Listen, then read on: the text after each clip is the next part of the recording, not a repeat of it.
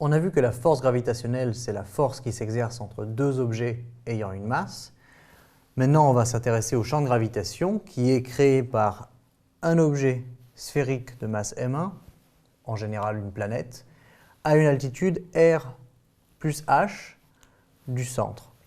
Alors, au point M placé ici, on va dire qu'il y a un champ de gravitation Gm qui est égal à grand G fois M1 sur R plus H au carré. Alors, comme c'est un vecteur et qu'il faut préciser un sens, on va écrire ER ici. Ça suppose qu'il faut quand même placer ER sur la figure. ER, c'est le vecteur unitaire dirigé vers le bas, comme ceci, en tout cas vers le centre de la planète. Et au point M, on a un champ Gm qui serait, alors lui, effectivement, représenté comme ceci. Ça, c'est Gm. Voilà. Et donc la valeur du champ ressemble quand même pas mal à la force gravitationnelle, à ça près qu'on n'a qu'une seule masse au numérateur, c'est la masse responsable du champ créé. Alors, dans le cas où maintenant le point M, on y place un objet qui possède une masse, appelons-la M2, on peut placer ici un objet de masse petit m2. Si c'est le cas, eh bien, la masse m2 va subir une force F qui est égale à m2 fois le champ de gravitation au point M, où est placée la masse m2.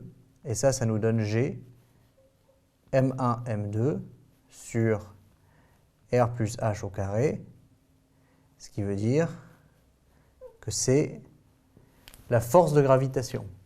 Donc si je place une masse m2 dans un champ de gravitation, défini comme ceci, eh bien la force qui s'exerce sur cette masse, c'est la force gravitationnelle qui va la tirer vers la masse m1. Alors évidemment, dès lors qu'il y a une masse m2, m2 exerce sur m1 une force gravitationnelle, on en a déjà parlé.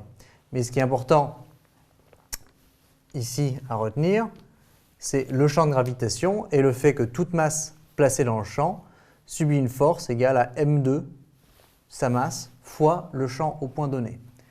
Alors un cas particulier qu'il faut noter, c'est dans le cas de la Terre.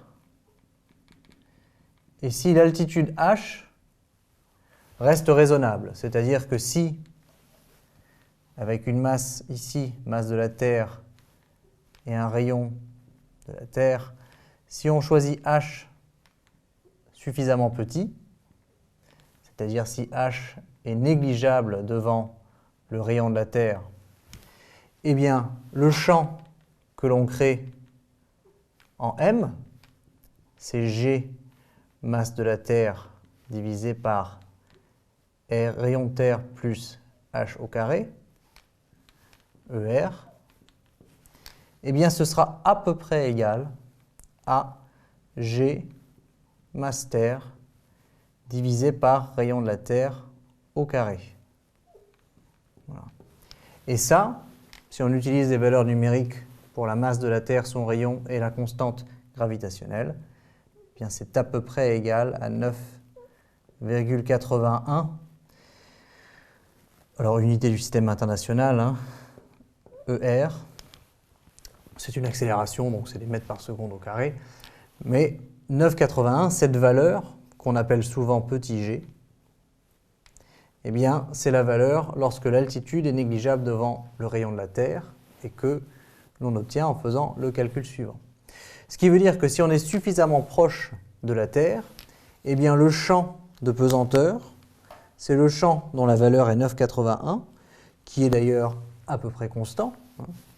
Et toute masse maintenant, m2, placée suffisamment proche de la Terre ou à la surface de la Terre, eh bien, va ressentir une force qui va être m2 fois le champ de gravitation au point donné, c'est-à-dire m2 fois g, ou encore une autre façon de l'écrire, c'est m2 g fois ER.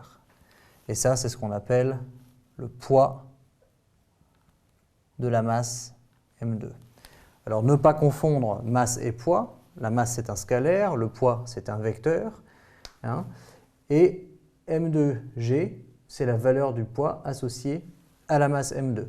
Et ça vient de la simplification que l'on a si H est très petit devant le rayon de la Terre, eh bien le champ de pesanteur est constant de valeur 9,81 et la force ressentie par un objet, plutôt que de l'appeler force gravitationnelle, pourtant c'est bien ce que c'est, eh bien on abrège et on l'appelle le poids.